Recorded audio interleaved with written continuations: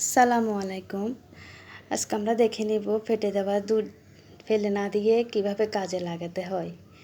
এই যে আমি দুধগুলা ফ্রিজে ছিল, আমি এখন ফ্রিজ থেকে নামিয়ে দুধগুলা চুলায় তুলে দিলাম।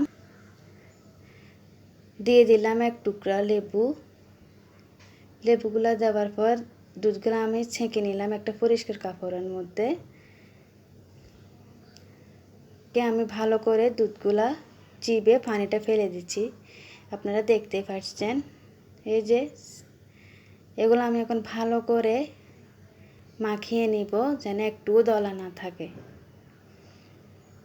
এই যে দেখতে পাচ্ছেন, ভালো করে এগুলো মাখিয়ে নিব।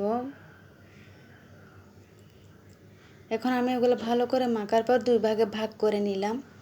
দেখতে থাকুন। আমি আবার ভালো করে মাখলাম দুধ ওগুলা ফেটে দেওয়া ছানাগুলা।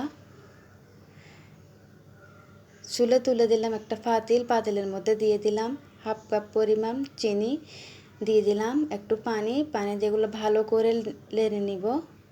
এবার দিয়ে দিব আমরা ফেটে দেওয়া ছানাগুলা।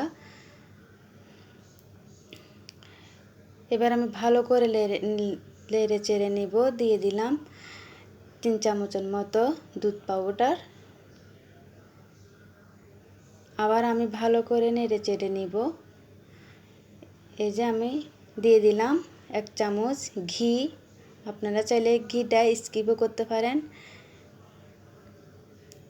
আমি আবারও ভালোভাবে ঘি দেওয়ার পর এগুলো ভালো করে মেখে নিলাম। এই যে তৈরি হয়ে গেল আমাদের মেখে নেওয়া ছানাগুলা। এবার আমি গোল ভাবে শেপ করে নেব। আপনারা যে যার মতো করে শেপ করে নিতে পারেন। আমার কাছে এরকমটা ভালো লাগলো, সেজন্য আমি এরকমটাই করলাম। এবার আমি দুধ পাউডারের মধ্যে এগুলো ভালো করে একটু লাগিয়ে নেব যেন দেখতে ভালো লাগে, খেতেও ভালো লাগে।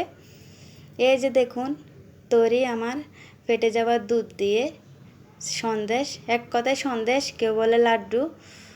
ফেলে দিবেন কেন, এভাবে বানিয়ে খেয়ে নিতে পারেন।